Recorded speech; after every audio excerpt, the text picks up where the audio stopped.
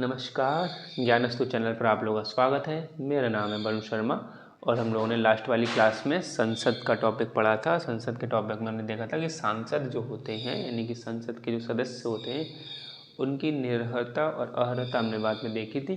तो निर्भरता में हमने उनको देखा था कि दल बदल कानून के भी अगर वो शिकार होते हैं, पटाखे देखो बज रहे हैं, अब दिवाली का माहौल आसपास आ रहा है तो उसकी आवाज़ आ रही होगी, उससे बहुत डर, अगर आप लोग प्लीज़ ना होइएगा, थोड़ा मैनेज कर लीजिएगा। मतलब या फिर मुझे एक ऐसा माइक ख़रीदना पड़े जिसमें बहुत अच्छे से नॉइज़ कैंसिलेशन हो और मेरे ख्याल से उससे भी, ये तो बहुत पास में बज रहे हैं पटाखे तो उसका ही वो नॉइज़ कैंसिल नहीं कर पाएगा या होगा, लेकिन वो काफ़ी महंगा भी आ रहा है। मुझे कुछ किताबें अभी ख़रीदनी है तो मैं थोड़ा रोक के चल रहा हूँ, अदरवाइज़ मैं नॉइज़ कैंसिलेशन वाले बहुत, जिसमें बेस्ट नॉइज़ कैंसिलेशन हो वो माइक की तरफ देख रहा हूँ। लेकिन पहले किताबों पर जोर दे लें, किताबें ख़रीद लें, उनके बाद माइक पे देखेंगे। तब तक अभी इसी से काम चला रहे हैं जो इसलिए नहीं क्योंकि जस्ट बिल्कुल पास में ही बच्चे हैं उन और बजा रहे हैं, तो उनकी भी इच्छा है बच्चों की, तो इसलिए उनकी इच्छा को सम्मान करते हुए, ठीक है, हम लोगों ने अधिकार में पढ़ा भी था पटाखे बजाने वाला अधिकार, ठीक, तो वो है एक प्रकार से अधिकार, तो उसको आप नकारते हुए हम लोग इस पर ध्यान देते हैं। तो लास्ट वाली क्लास में हम लोगों ने संसद की जो सदस्य होते हैं यानी सांसद जो होते हैं, ठीक, उनकी अर्हता वगैरह हम पढ़ रहे थे। तो हमने देखा था कि एक दल बदल कानून भी है। तो अगर दल बदल कानून के तौर है, अगर वो लोग यानी दल बदल विरोधी कानून, बल्कि तो जो विरोधी कानून है अगर उसके हिसाब से वो दल इधर एक दल से दूसरे दल में जाते हैं तो भी वो संसद की सदस्यता उनकी समाप्त होती है। हमने देखा था, तो फिर हमने ये कहा था कि लास्ट अगली वाली क्लास में हम लोग दल बदल कानून को पढ़ लेंगे, यानी दल बदल विरोधी कानून को पढ़ लेंगे, एंटी डिफेक्शन जो लॉ है उसको हम समझ लेंगे। तो आज की क्लास उसी पे बेस होने वाली है पूरी तरीके से। एंटी डिफेक्शन लॉ देखो, उसमें जितनी भी जानकारी है इसमें सारी वीडियो, इस वीडियो में सारी जानकारी मिल जाएगी। बताने में मैं उसी वाले में बता सकता था वीडियो में, भाई ये संविधान संशोधन हुआ, इसमें आ गया 10वीं अनुसूची में जोड़ दिया गया और 10वीं अनुसूची जोड़ी गई और इसमें उसके अंदर ये प्रावधान जोड़ दिया गया, ऐसे करके बात खत्म, 2-3 चीज़ें बता के हो जाता। कई मामलों में हो भी जाता काम। लेकिन अगर हम लोग विस्तार से ठीक से समझ लें, भाई अतः हमें तो बेस समझना है कि क्यों ज़रूरत पड़ गई इस कानून की, क्या है वगैरह वगैरह, और चीज़ों से तुलना वगैरह करने के लिए, तो हम बिल्कुल ठीक से पढ़ लेंगे तो हमें समझ में भी आ जाएगा। मेन चीज़ हमें समझ में आएगी, रट्टा तोता नहीं बनना है कि अच्छा एक 1985 में ये संविधान संशोधन हुआ 12वां, 10वीं अनुसूची जोड़ी गई, उस अनुसूची में ये वाला अधिनियम डाला हुआ है, तो हमें ऐसे करके नहीं पढ़ना है। हमें समझना है कि क्यों डाला, क्यों अनुसूची जोड़नी पड़ गई, ये क्या हुआ, बेस पूरा समझना है, इसके पक्ष में देखना है, इसके विपक्ष में तर्क देखना है, सब कुछ देखना है, तभी एक चीज़ हमें टॉपिक समझ में आएगा अच्छे से। फिर हम उसके बारे में कुछ अपनी राय विचार रख पाएंगे, मशवरा कर पाएंगे। कहीं पे कुछ कंपटीशन हो रहा है किसी लेवल का, जहाँ ग्रुप डिस्कशन कुछ हो रहा है, तो उसमें हम अपने विचार व्यक्त कर पाएंगे अच्छे से, अगर हमने ऐसे पढ़ेंगे जैसा कि अभी मैं आपको बताने वाला हूँ। और खाली ल्यूसेंट की तरह ऐसे पढ़ेंगे तो फिर वो उसी में काम में आएगा जहाँ ऑप्शन वाली बात है, लगाया बस बात खत्म। कहीं जहाँ पे मेंस का एग्ज़ाम होता है या फिर राइटिंग एग्ज़ाम जहाँ पर है, उन एग्ज़ाम्स में जहाँ राइटिंग आएगी वहाँ पे आपको दिक्कत पड़ेगी ल्यूसेंट टाइप से, वहाँ सेंटेंस जोड़ने में दिक्कत पड़ेगी। सेंटेंस के बाद पैराग्राफ जो चेंज करते हैं, पैराग्राफ में आपस में लिंक होना चाहिए, जहाँ पैराग्राफ पहला ख़त्म हो रहा है उसको दूसरे पैराग्राफ से आपस में लिंक दिखना चाहिए, अलग से नहीं पता चलना चाहिए कोई पैराग्राफ बना है। मतलब बुलेट पॉइंट में लिखना है, जहाँ पॉइंट होते हैं वो अलग बात है, लेकिन इंट्रोडक्शन साधना है हमें किसी चीज़ का, तो वो चीज़ें हमें पता चलती है इसकी ज़रूरत क्यों पड़ी। तो इंट्रोडक्शन अगर जैसे जो इसको अब इसमें बारे में जो पढ़ेंगे कि इसमें हम जैसे पढ़ेंगे इसकी ज़रूरत क्यों पड़ी इस कानून की, तो वो किसी का ही प्रश्न आ गया तो उसको इंट्रोडक्शन में लगा सकते हैं कि भाई ऐसी ऐसी स्थिति बन रही थी 60-70 के दशक में, तो इस वाली स्थिति के चक्कर में ये कानून की थोड़ी ज़रूरत ज़्यादा महसूस करी गई, तो तत्कालीन सरकार ने जो भी प्रभाव करे वो ऐसे करके आया, तो हम इंट्रोडक्शन में समझेंगे। तो ऐसे करके ज़्यादा अच्छा समझ में आएगा, बशर्ते कि हम लोग बुलेट्स की तरफ जाएँ उधर। तो फिलहाल हम लोग यहाँ पर शुरू करते ही है क्या, समझ लेते हैं दल बदल विरोधी कानून। अगर आपने लास्ट वाली क्लास देखी होगी तो ज़्यादा अच्छे से समझ में आएगा कि हम लोग पढ़ के आ रहे हैं। दरअसल संसद का सदस्य कौन हट जाएगा, कौन संसद का सदस्य नहीं कहलाएगा, यानी कौन सांसद उस टाइम नहीं कहलाएगा। हालांकि ये सांसद के टॉपिक हट के उन पर भी आता है, जो विधानमंडल के सदस्य होते हैं उनके लिए भी लागू होता है, लेकिन हम लोग संसद इस टाइम पढ़ रहे हैं तो संसद के बारे में पढ़ रहे हैं तो ज़्यादा उसी पर गौर कर लेते हैं। ठीक, तो इसको हम लोग देख लेते हैं ये क्या है। देखो पहली बात तो इसमें जो लिखा हुआ है कि ये, अब मैंने लिख दिया है तो अब मैं एक बार हट थोड़ा जा रहा हूँ ताकि आप इसका स्क्रीनशॉट ले लें, ठीक है, तो बाद में तो फिर इस पर लाल वाला अपना कहीं चल जाएगा। तो ये स्क्रीनशॉट के लिए हो गया, ठीक। अब आप इसमें स्क्रीनशॉट वगैरह ले सकते हैं, इसको बाद में अभी मत लिखिएगा। अगर आप लोग नोट्स बना रहे हैं तो अभी मत लिखिएगा, क्योंकि पहले समझ लें उसके बाद में, कहीं मैं शॉर्ट्स में थोड़ा शॉर्ट वगैरह में लिख देता हूँ, इस चक्कर में क्या है समझ में नहीं आएगा, अभी हम लोग पढ़ लें उसके बाद में लिख लें। तो जब मूल संविधान जब बना था, तो मूल संविधान जब 1949 में बना था और उसके बाद में 1950 के बाद में ये लागू हुआ, तब भी ये इस दल बदल विरोधी कानून का कोई प्रावधान नहीं डाला गया था। उस टाइम माना गया था कि नेता, जो राजनीतिक नेता जो होते हैं, ये लोग ठीक ठाक रहते हैं, देश के लिए बनाने के लिए आ रहे हैं, मतलब नेताओं का काम क्या एक तरीके से जो बहुत कल्याण का काम कर रहा है, जो मतलब अपने परिवार को एक बार को रोकते हुए देश की सेवा में अपनी जान माल लगा रहा है, तो उसके लिए है। लेकिन उन्हें नहीं पता था कि बाद में लोग कुछ पैसों के चक्कर में, कुछ नहीं बल्कि ज़्यादा पैसे कह सकते, कुछ तो नहीं कह सकते, ज़्यादा करोड़ों की बात होती है, लाखों करोड़ों की बात होती है, इसके साथ दल बदल ऐसे सब करके एक पार्टी को गिरा देंगे सरकार में। मतलब उन्हें जनता से कोई मतलब नहीं है, जनता ने उनको चुन के भेजा है कि भाई हमारी बात आप रखो, जाके संसद में अपनी बात, हमारी बात रखो, आप जाके कानून बनाओगे, आप हमारे लिए लॉ बनाओगे, सब कुछ करोगे, तो हम आपको चुन के भेज रहे हैं, आप हमारे प्रतिनिधि बन के वहाँ जा रहे हो। तो उन्होंने सोचा होगा भाई अपनी जनता की बात तो रखेंगे वहाँ पर, लेकिन उन्हें क्या मतलब कि जनता जाए भाड़ में एक प्रकार से, हमें पैसे इधर से मिल रहे हैं, अब हम इनकी पार्टी जुड़ जा रहे हैं और इनकी पार्टी को छोड़ दे रहे हैं, और जहाँ से हम जिस सीट से जीत के आए उससे मतलब भी एक प्रकार से नहीं। तो ये सब स्थितियाँ बाद में बनने लगी, शुरुआत में मूल संविधान में ऐसा सोचा नहीं गया था। तो इसलिए बताते हैं कि उस टाइम माना गया था कि राजनेता लोग मतलब कितने भी गिर जाएंगे, इस हिसाब से तो नहीं गिरेंगे कि ना भाई पक्ष और विपक्ष तो चलता रहेगा, कई आज सरकार पक्ष में है, कोई सरकार सत्ताधारी सरकार है, उसके विपक्ष में कुछ सरकार है, तो होनी चाहिए उसके चेक एंड बैलेंस के लिए। भाई कहीं वो गलत काम करे तो उसके लिए विपक्ष होना चाहिए, वो रोके टोके करे। लेकिन इस मुताबिक जो सांसद हैं या फिर विधायक हैं इस मुताबिक चले जाएंगे कि इस हद तक बिगड़ जाएंगे, तो उस टाइम नहीं सोचा गया था, इसलिए ऐसा कोई प्रावधान डाला नहीं गया था।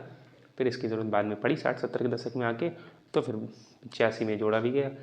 तो ये चीज़, ये दुर्भाग्य है हमारे मतलब देश का कि हमारे ये कानून हमारे देश में ऐसा है, बल्कि हमारे देश में ऐसा कानून होना नहीं चाहिए, बल्कि किसी भी देश में ऐसा नहीं होना चाहिए। ठीक, क्योंकि मतलब राजनेताओं जो कानून बनाएंगे आपको वही कानून तरीके ऐसे तोड़ेंगे और ऐसे भागेंगे, ऐसा कुछ होना नहीं चाहिए। तो मूल संविधान में नहीं था। ठीक है, ये बात आपको अब समझ में आ रही होगी। अब फिर क्या, मूल संविधान में नहीं था तो उसको 52वां संविधान संशोधन 1985 में जोड़ा गया। अब क्यों जोड़ा, उससे बीच के दौरान 1985 में ऐसी स्थिति क्या बन गई। दरअसल क्या था कि दरअसल ऐसी बात थी कि देखो लोकतंत्र में, लोकतंत्र जो है लोकतांत्रिक प्रक्रिया में क्या है, राजनीतिक दल का बहुत बड़ा महत्व है कि कोई राजनीतिक दल होगा तभी तो वो सत्ताधार करेगा, वो हेड ऑफ द गवर्नमेंट बनेगा और सरकार चलाएगा, सरकार का शासन करेगा। ठीक है, वो जनता के द्वारा चुन के आएगा, तो राजनीतिक दल तो एक होना चाहिए। लेकिन क्या था कि बीच में स्थितियाँ ऐसी बन गई, और जनता की आवाज़ है एक तरीके से ये जो राजनीतिक दल है, अपने अपने अपने क्षेत्र के जो भी राजनीतिक दल को रिप्रेजेंट कर रहे हैं वहाँ की जनता की वो आवाज़ है। तो बीच में फिर स्थिति ऐसे बनने लगी कि सरकार के कुछ जो मतलब शासन वाले जो व्यक्ति, वो मतलब सरकार शासन में है, आपको पता ही है बहुमत है जिसके पास में, तो बहुमत आपको चाहिए 273। जो लोकसभा वाली बात करें तो उसमें बहुमत आपको चाहिए, तो उसमें जो 273 उसमें तो कुछ सांसद वगैरह जो होते थे वो दूसरी पार्टी में जुड़ जाते थे, पैसे मिले किसी से। और हमें पता है आपको विश्वास प्रस्ताव अविश्वास प्रस्ताव जो पारित होते ना, तो अविश्वास प्रस्ताव पारित करिए अगर, तो उसने बाद में उन्हें वहाँ पे विश्वास दिखाना मोदी जी की भाई मेरे बहुमत है मेरे पास में, उस टाइम 2019 के आसपास मोदी जी को करा गया था। तो ऐसे करके ये सरकारें गिराने का तरीका होता है कि भैया जो उनके एमएलएज हैं एमपीज़ हैं उनको खींच लो पैसे दे के किसी प्रकार से, तो वो हट जाते थे और वो सरकार गिर जाती थी। तो सरकार एक तरफ गिराना दूसरी तरफ बनाना ये बहुत चलने लगा था, और ये 60-70 के 1960-1970 के दशक में अच्छा खासा चलने लगा था, बहुत ज़्यादा न्यूज़ में रहने लगा था कि देखते हैं आए दिन न्यूज़ आने लगती थी कि भैया वो विधायक इतने वहाँ चले गए, इतने इतने सांसद वहाँ जुड़ गए इस पार्टी में। ठीक है, विधायकों की मैं बात करते लेते चल रहा हूँ ताकि हम लोग जब विधानमंडल पढ़ेंगे आगे तो फिर इतना कुछ लिखेंगे नहीं, रेफरेंस कर देंगे कि हमने पीछे पढ़ लिया था, तो वो वीडियो का बता देंगे और ज़रूरत पड़ेगी तो पीछे जाके फिर जो आगे वाले होंगे वो देख लेंगे, नहीं याद होगा। तो विधानमंडल में कि विधायक हैं या सांसद है बहुत ऐसा चलने लगा था 60-70 के दशक में। फिर क्या हुआ, दरअसल ये चल तो रहा था और एक नारा बहुत फेमस हो गया था फ्रेज उसमें, आया राम गया राम। ठीक है, दरअसल मैं एक इंग्लिश आर्टिकल 2-3 इंग्लिश आर्टिकल भी पढ़ रहा था, उस आर्टिकल में भी उन्होंने, दरअसल वो बाहर के थे ना तो बता रहे थे किसी कंट्रीज़ में ऐसे करके मैंने पढ़ा एंटी डिफेक्शन लॉ वगैरह, तो उन्होंने भी आया राम गया राम को यूज़ करा था इंग्लिश वाले, उन्होंने हिंदी में वही ऐसे लिखा AAY ऐसे करके आया राम गया राम। तो ये बहुत फेमस हुआ कि इधर आए पार्टी ज्वाइन करी उधर निकल लिए, इधर फ़ायदा दिखा तो उधर निकल लिए, इधर फ़ायदा दिखा तो उधर निकल लिए। तो आया राम गया राम वाली स्थिति हो रही थी। और दरअसल इसको अगर और सही करने चाहे तो इस नारे को ऐसे और कह लो कि आया लाल गया लाल। दरअसल 1967 में 1967 अक्टूबर के आसपास की बात है, एक व्यक्ति थे गया लाल नाम के, गया लाल उनका नाम था और हरियाणा के विधायक थे। तो हरियाणा के विधायक ने इन्होंने क्या करा, लगभग 15 दिन के आसपास, 15 दिन के भीतर इन्होंने 3 पार्टी बदल ली, 3 दलों में इधर हेर फेर कर लिया, एक बार इस पार्टी में गए, एक बार फिर इस पार्टी में, फिर इस पार्टी में आ गए, 3 दल में इन्होंने 15 दिन के अंदर ऐसे कर लिया। गया लाल नाम के जो व्यक्ति थे तब ज़्यादा ये राजनीतिक जो मतलब जो विचारधारा उसमें ज़्यादा मुख्य धारा में आ गया सिद्धांत कि भैया ऐसे कैसे, ऐसा नहीं होना चाहिए, कोई पार्टी में नहीं बदलना चाहिए। तो इन्होंने मेन चिंगारी में आग लगाई, जो चिंगारी हल्की हल्की तहक रही थी, लेकिन जो गया लाल नाम के व्यक्ति थे इन्होंने खूब उसको उभार दिया, लाइमलाइट में ला दिया इसको कि भाई ये सांसद वगैरह ऐसे सांसद विधायक हैं ऐसे नहीं कर सकते, भाई 15 दिन के अंदर 3 दल बदल दिए आपको, एक दल में है फिर दूसरे दल में फिर तीसरे दल में, ऐसे कैसे? आपको पसंद नहीं आ रहा। तो ये गया लाल, मैं तभी कह रहा हूँ कि आया लाल गया लाल होना चाहिए, लेकिन आया राम गया राम बहुत पुराना एक कहावत है, तो उसको यूज़ करते चलना ये लोग। तो ये चीज़ समझ में आई कि हमें 1967 में ऐसा हुआ था और ये लाइमलाइट में ज़्यादा आ गया था। फिर 1985 में क्यों आया ये? 67 से 85 का टाइम है कि बीच में सोते रहे जब लाइमलाइट में आ गया? ऐसी बात नहीं है। दरअसल क्या है, 32वां संविधान संशोधन जो होने चला था उसका बिल पहले आता है, जब बिल पारित हो जाता है तब वो अधिनियम बनता है, संशोधन होता है। तो बिल आया था 1973 में, 67 के बाद में थोड़ी सी उन्होंने देखा कि मेरे पास माहौल वाल बन जाए और फिर ठीक से बहुमत होना चाहिए तभी तो आप पारित करा पाओ, संविधान संशोधन करना पड़ेगा आपको, भाई कुछ जोड़ रहे हो। तो 1973 में ऐसा 1973 में 32वां संविधान संशोधन का जो बिल आया वो पारित नहीं हो पाया, ठीक है, यानी कि 1973 में बात खत्म हो गई। फिर आया 48वां संविधान संशोधन बिल आया, वो आया 1978 में, वो आया था 48वां। तो उसमें भी यानी कि एक 32वां, अगर लिखना चाहो तो आप लिख सकते हो 32वां और 48वां संविधान संशोधन। 32वां कब आया? 1973 में, और ये आया 1978 में। तो ये जगह दो बार ट्राई हुआ तब भी फेल हुआ मामला। 48वां संविधान संशोधन जो बिल आ रहा था उसमें भी ये एंटी डिफेक्शन लॉ का प्रावधान था, तो उसमें भी खारिज हो गया, लैप्स हो गया वहाँ पर भी ये बिल। फिर जब राजीव गांधी की सरकार बनी, पूर्ण बहुमत से बनी, बहुत ज़्यादा उनको बहुमत मिल गया था राजीव गांधी को, फिर उस बहुमत की सरकार में राजीव गांधी ने 1985 में फिर ये जाके पारित हुआ, यानी कि जो 1967 में जो मुद्दा ज़्यादा उभर के आ गया था, गयालाल जो व्यक्ति थे हरियाणा के विधायक, उनकी वजह से 1985 में वो सफल हुआ जाके, और ये यहाँ पर संविधान संशोधन हुआ। संविधान संशोधन से 10वीं अनुसूची जोड़ी गई, शेड्यूल स्टार्ट किया, जोड़ा गया। आपको पता है कि मूल संविधान में 8 अनुसूचियाँ थी, हम लोगों ने अनुसूचियों वाली क्लास पढ़ ली है, पीछे पढ़ी होगी, अगर आप देखना चाहें तो उसको देख सकते हैं। मूल संविधान जो संविधान बना था उसमें 8 अनुसूची थी स्टार्टिंग में, फिर बाद में सबसे पहला संविधान संशोधन हुआ था तो 9वीं अनुसूची जोड़ी गई, ठीक, और फिर बाद में 10वीं अनुसूची जोड़ी गई है, 52वां संविधान संशोधन 52 हुआ, फिर 73वां और 74वां संविधान संशोधन हुआ, उसके तहत 11वीं और 12वीं अनुसूची जोड़ी गई थी, ठीक है। तो आज के टाइम में वर्तमान में संविधान में 12 अनुसूचियाँ हैं, और अनुसूचियाँ क्या है हम सिर्फ अनुसूची वाली क्लास में ठीक से पढ़ चुके हैं, एक बार आप उसको रेफरेंस कर लें, और संविधान के पीछे दी गई होती है। और संविधान में मतलब मोटा मोटा समझे तो संविधान में जो कोई प्रावधान होते हैं उनकी व्याख्या ठीक से कर रही थी। जैसे शपथ के बारे में बताया कि कौन से सांसद की शपथ कैसे होगी, विधायक की शपथ क्या होगी, है ना, गोपनीय शपथ कैसे होगी, सीएम की शपथ, ये न्यायालय के न्यायाधीशों की शपथ, वो शपथ तीसरी अनुसूची में ऐसे करके लिखी हुई है। ऐसी राज्यसभा की सीटों का आवंटन वगैरह वगैरह ये सब कुछ उसमें से लिखा हुआ है, ठीक। तो अनुसूचियाँ यही बताती है, संविधान के प्रावधानों की व्याख्या करती है। तो ये अनुसूची है, तो हमने ये पढ़ लिया कि 52वां, आप समझ में आ गया 52वां संविधान संशोधन 1985 में इसकी जरूरत क्यों पड़ी पहली बात तो, और 1985 क्यों लग गया लाते लाते, जब 1960-70 के दशक में चल रहा था तो बहुमत की सरकार नहीं हो रही थी, क्योंकि आप ये ला किसके खिलाफ रहे हो, उन सांसदों के खिलाफ, तो भाई वो क्यों वोट देंगे एक तरीके प्रकार से, जिसके और दरअसल तो सत्ताधारी पार्टी होगी वो विपक्ष के सांसदों को हटाने के लिए लाएगी एक प्रकार से, अपने सांसदों के लिए वो भी नहीं लेके आएगी। तो बहुमत जब आपके पास ही होगा और आप लाना चाह रहे हो तभी आप पारित करा सकते हो, वरना उनसे कहोगे भैया हम जो बिल लेके आ रहे हैं हम आपके सांसद जो उनको हटाएंगे, उसको ऐसे करेंगे, तो वो क्यों कर देंगे, तो आपकी ही पार्टी में ऐसा बहुमत होना चाहिए, आप लेके आए। तो राजीव गांधी के पास ऐसा बहुमत ठीक ठाक था और उन्होंने फिर ये पारित करके हो गया मामला। तो आपको समझ आ गया, 52वां संविधान संशोधन हुआ, 10वीं अनुसूची जोड़ी गई, ठीक है। उस अनुसूची में ये जो दल बदल विरोधी कानून जो है अधिनियम है ये उसमें है, ठीक है, 10वीं अनुसूची में है, ठीक है। अगर कोई पूछे दल बदल कौन सी अनुसूची में, तो 10वीं अनुसूची में। कौन से संविधान संशोधन द्वारा जोड़ा गया, तो 52वां संविधान संशोधन द्वारा जोड़ा गया। कब हुआ? 1985 हुआ। किसकी सरकार थी? राजीव गांधी की सरकार थी, ठीक। ये सब बातें हैं, और ये कब मुद्दा चल रहा है, तो आया राम गया राम अगर लिखने के मामले में आप लिख सकते हैं, क्योंकि कई सारे इंग्लिश आर्टिकल्स हैं, इंग्लिश न्यूज़पेपर हैं, वो भी आया राम गया राम फ्रेज यूज़ करते हैं, ठीक। तो वो जब यूज़ करते हैं तो लिखने में कोई तकलीफ नहीं, हालांकि हिंदी में तो लिख सकते हैं हम लोग। तो ये हो गया, हमने पढ़ लिया, ठीक। अब हम लोग देखते हैं ये क्या कि 2000 मतलब आया 1985 में, फिर भी देख ले, अब लोग तो ताक में बैठे होते हैं कि कोई चीज़ मिल जाए हमें हल्की सी गलती करने की, तो उसमें भी फिर देख रहा था कि भाई तब भी सदस्य कुछ ना कुछ जा ही रहते थे उधर, कि हो रहा था कि अब थोड़ा संख्या में जाने लगे थे। उस टाइम क्या था, 1/3 सदस्य वाली बात थी कि 1/3 सदस्य चले जाएँ अगर, तो हम मान लेंगे कि पार्टी में दल बदल नहीं कराया, ठीक है। यानी कि पार्टी की जो संख्या है, दल की जो संख्या है, उस दल की संख्या के 1/3 सदस्य अगर दूसरी पार्टी में चले जा रहे हैं, तो इस टाइम इसको माना जाएगा कि उन्होंने दल बदल नहीं करा, उन्होंने कोई पार्टी में कोई मान लो खराबी एक प्रकार से, वो पार्टी छोड़ रहे हैं, तो उनकी सदस्यता रद्द नहीं होती थी। हम लोग यहाँ पे क्या पढ़ रहे हैं, सदस्यता रद्द होने वाली बात, कि किस सांसद की, किस विधायक की सदस्यता रद्द हो जाएगी अगर वो क्या काम करता है तो, ठीक है। तो अगर वो ये काम करता है हम पढ़ेंगे भी, तो अगर कोई सांसद है, कोई विधायक है, अगर वो कुछ काम करता है, कुछ कृत्य ऐसे करता है तो उसकी संसद की या फिर विधानमंडल की सदस्यता रद्द हो जाएगी। और वो कैसे हो जाएगी, ऐसे करके।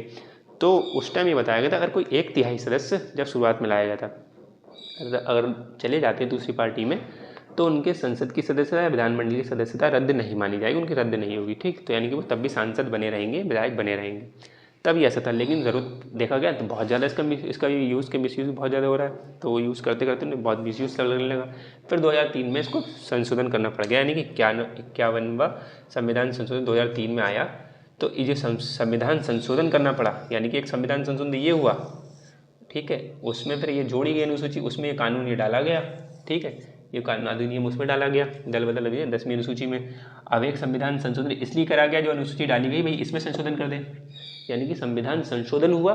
किस लिए, क्योंकि अधिनियम में संशोधन करना है, कानून में संशोधन करने के लिए संविधान में संशोधन हुआ। ठीक है, तो ये दल बदल विरोधी कानून में संशोधन करने के लिए 91वां संविधान संशोधन 2003 लाया गया।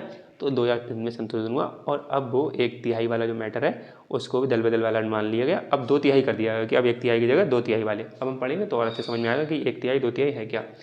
ठीक, तो ये समझ में आया आपको कि ये कानून का थोड़ा बैकग्राउंड समझ में आया। ठीक से, ये इंट्रोडक्शन में ऐसे लिख लेंगे क्यों लाया गया, तो वो इंट्रोडक्शन इसका बनाना पड़ेगा। अब इस कानून के बारे में थोड़ा पढ़ लेते हैं। इस कानून में एक्चुअली में क्या है, तो कह रहे हैं कि सदस्य, मैंने लिखा है सदस्यता से वंचित यदि, मतलब मैंने शॉर्ट में लिखा है, इसका मतलब क्या है, कोई भी सांसद या राज्य विधानमंडल का सदस्य यानी कि विधायक, ठीक है, तो कोई भी सांसद या विधायक उसकी सदस्यता रद्द हो जाएगी यदि, मतलब उसकी सदस्यता रद्द हो जाएगी यदि वह ये जो लिखे काम करता है। ठीक है, तो यदि, पहला पॉइंट देख लेते हैं, यदि जिस दल से निर्वाचित है, मतलब वह जिस दल से निर्वाचित है उससे त्यागपत्र दे दे। ठीक है, दरअसल है ना, ये जो त्यागपत्र देने वाला मामला है ना, बड़ा ब्रॉड है कि त्यागपत्र कैसे दिया क्या नहीं दिया, तो बड़ा आचरण उसका देखना समझना है। तो ये समझ में नहीं आता। त्यागपत्र एक होता है ना, दबाव में त्यागपत्र देना, कि दबाव करवा के त्यागपत्र दिलवा दिया, या फिर किसी लालच में उन्होंने त्यागपत्र दे दिया, बहुत तरीके होते हैं। तो त्यागपत्र वाला जो केस रखा गया है वो अलग चीज़ थी। तो यहाँ पर क्या है, जिस दल से अगर वो चुन के आया है व्यक्ति, यानी कि मान लीजिए हम एग्जाम्पल ले लें बीजेपी पार्टी का, ठीक, कोई बीजेपी पार्टी से जीत के आया, निर्वाचित होकर आया, यानी कि निर्वाचित का मतलब किसी कॉन्स्टिट्यूंसी से, निर्वाचन क्षेत्र जो हमने पढ़ चुके हैं उससे वो जीत के आया, और बाद में त्यागपत्र दे दे उस पार्टी से कि हम तुम्हारी पार्टी से रहने दे रहे हैं और दूसरी पार्टी में चले जा रहा है। तो उस दल से अगर निर्वाचित जिस दल से है उसका त्यागपत्र दे देता है उस पार्टी से, तो उसकी सदस्यता रद्द हो जाएगी, यानी कि अब दूसरी पार्टी नहीं ज्वाइन कर सकते आप एक प्रकार से, क्योंकि आप जीत के बीजेपी पार्टी से आए हो। जो उस क्षेत्र की जनता है उसने आपको वोट दिया था कि हमारी बात ये रखेगा जाके वहाँ पे संसद में, और ये तो हट गया वहाँ से। अब जो दूसरी जगह से जुड़ेगा, दूसरी पार्टी से दूसरे क्षेत्र का बनाएगी एक प्रकार से सांसद, तो वहाँ की जनता उसे पसंद कर रही है नहीं कर रही वो बात अलग, लेकिन आपने इस जनता के जो जनता ने आपको चुन के पहले भेजा था, निर्वाचित करा था आपकी जनता ने, उसके खिलाफ तो आपने छोड़ दिया। क्योंकि मेन काम देखो यहाँ पे हमें बैकग्राउंड, मतलब क्या समझना, पूरी जनता समझनी है। लोकतंत्र है क्या, जनता के लिए, जनता के द्वारा, जनता का शासन। तो जनता ने आपको चुन के जब भेजा था और आपने त्यागपत्र दे दिया उस सीट से, क्या मट रहा है भैया हम आपके साथ, आप दूसरी जगह जुड़ रहे वगैरह, तो इसलिए आप सांसद या विधायक अब नहीं रहोगे, आप सांसद विधायक ही नहीं रहोगे, आप कहीं और नहीं बन सकते, दूसरी पार्टी जाके सांसद विधायक नहीं बन सकते, आपके हटा दिया जाता है आपको, समझ में आया। इसलिए तो यानी कि यदि जिस दल से वह चुन के आया है उस दल से त्यागपत्र दे दे तो वो संसद का सदस्य नहीं रहेगा, यानी कि राज्य विधानमंडल का सदस्य नहीं रहेगा। दोनों जगह की बात मान के चलना।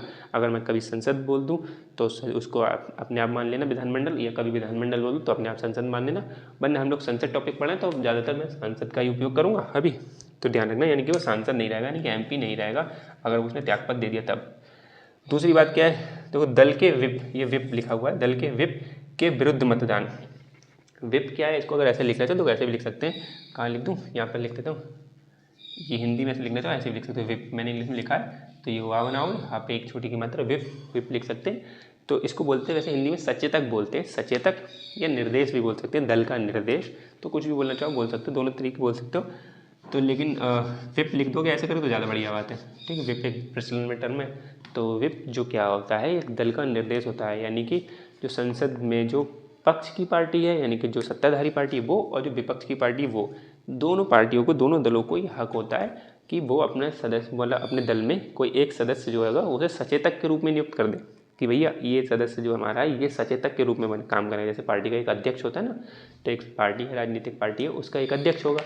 ऐसे समझो कि संसद में क्या होता है, जो पार्टी है, सत्ताधारी जो पार्टी वगैरह है, उनका क्या एक सचेतक के रूप में नियुक्त कर देंगे एक व्यक्ति को कि भैया आप सचेतक बन जाए, तो एक को सचेतक बना देता है। उस सचेतक का काम क्या होता है, यानी कि उस व्यक्ति का काम क्या होता है, तो उस व्यक्ति का काम ये होता है कि अपने दल को अनुशासन में रखना, कि दल के जो सदस्य हैं सारे उनको अनुशासन में रखना, कि वो इधर कोई ऐसा मतलब व्यवहार ना करे दल के विपरीत जाके, यानी दल के जो निर्देश हो रहे हैं। यानी कि इसका मामला ज़्यादातर कहाँ यूज़ करा जाता है, जब सदन में वोटिंग होनी को होती है, जब सदन में मतदान होने को होता है, तब वो जो सचेतक होता है वो अपने सदस्यों से बताता है कि आपको इस जो प्रस्ताव जो आया है, इस प्रस्ताव के समर्थन में या फिर विरोध में या फिर तटस्थ, मतलब वो जैसा निर्देश दे कि भाई इसको समर्थन में वोट देना है आपको, या इसको विरोध में वोट करना है आपको इस प्रस्ताव के, या फिर इस प्रस्ताव से तटस्थ रहना है, ना तो हाँ करनी है ना करनी है। तो ऐसा जो भी निर्देश मिलेगा सचेतक के द्वारा, तो उस दल के सदस्य को वो मानना पड़ेगा। यानी कि अगर वो नहीं मानेगा, यानी क्या लिखा है, दल के विप के विरुद्ध अगर मतदान करता है, ठीक है, वो व्यक्ति, यानी कि व्यक्ति मतलब कोई भी उस सदस्य में, तो यानी दल ने बीजेपी ने अपने सदस्यों से कह दिया कि भाई ये प्रस्ताव आया है, ये प्रस्ताव पारित होना है, इसमें सबको यस वोट करना है। किसी एक ने भी नो कर दिया, ठीक है, तो वहाँ पर क्या होगा, उसको हटा दिया जाएगा, वो उसको यानी संसद के सदस्य नहीं बनाया जाएगा। ठीक है, और ये करता कौन है, लोकसभा के अध्यक्ष, और राज्यसभा में बात हो रही है तो सभापति वहाँ पे। ठीक है, ऐसे करके वही बात विधानसभा में बात करोगे तो वहाँ पे उनके भी अध्यक्ष होंगे, और विधान परिषद की बात करोगे तो वहाँ पे वह सभापति होंगे। तो ऐसे करके जो अध्यक्ष यानी कि अध्यक्ष सभापति ही आप हटाएंगे। तो ये समझ में आ रहा है आपको, यानी कि जो बताया गया हाँ बोलना है ना बोलना है, या फिर आपको तटस्थ रहना है, ना हाँ ना। तो अगर ऐसा कुछ कर दिया जो दल ने आपको आदेश दिया है, निर्देश दिया है, उसके खिलाफ कर दिया, तो आपका मतलब वही वाला आप सदस्यता आपकी रद्द हो जाएगी। ठीक है, यानी कि यदि आपने ऐसा भी काम कर दिया। विप समझ में आ गया होगा आप लोगों को ना, विप को सचेतक भी बोलते हैं, लिखना चाहो तो सचेतक, काले मार्कर से लिखनी सचेतक, यही लिखते हैं हमारे, मतलब ये अच्छा लिखा सचेतक। ठीक है, सचेतक इसका मतलब भी क्या है, विप। तो ये सचेतक हर दल अपना सचेतक एक नियुक्त करता है। मैं इसको इरेज कर दे रहा हूँ क्योंकि बाद में दिक्कत ना हो जाए। सचेतक, तो ये हमें समझ में आ गया, 2 पॉइंट समझ में। तीसरा पॉइंट क्या है, दल के निर्देश के बावजूद उपस्थित ना हो।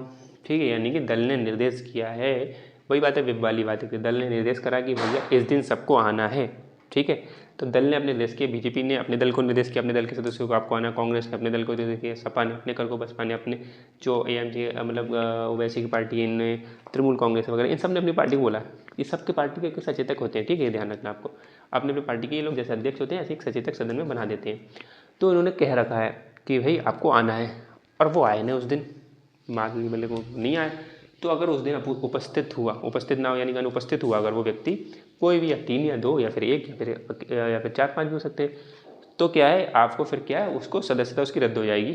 ठीक, लेकिन यहाँ पे क्या है, मान लो वो बीमार है, किसी वजह से नहीं आ पाया, तो बीमारी है, कोई ऐसा कारण वगैरह है जो ठीक ठाक लग रहा है, जेन्युइन कारण पता चल रहा है, तो उसको राहत दी जाएगी, तो सदस्यता रद्द नहीं करेगी, लेकिन वो 15 दिन का उसके पास टाइम होगा। इसके ब्रैकेट में आप लिखना चाहो तो लिख सकते हो कि 15 दिन के भीतर, जो मैंने लिखा ना बीमारी अपवाद, तो आप ऐसा समझ सकते हो कि 15 दिन के भीतर आपको अपना कारण बताना होगा और माफ़ीनामा देना पड़ेगा, कि माफ़ी मांगो कि भाई मैं सदस्य ने मुझे ऐसे बुलाया था, सचेतक जारी हुआ था, लेकिन फिर भी मैं माफ़ी चाहता हूँ, मैं इन कारणों की वजह से उपस्थित नहीं हो पाया था, जो कि मतलब अगर मैं इनका उपस्थित होता तो मेरा यहाँ पर इस वजह से दिक्कत हो जाती है, जो भी आपको जेन्युइन कारण बनना पड़ेगा उसके हिसाब से दल का अध्यक्ष, ठीक है, लोकसभा के अध्यक्ष सभापति के पास नहीं भेजोगे माफ़ीनामा, माफ़ीनामा भी किसको देना है, जो पार्टी का अध्यक्ष है।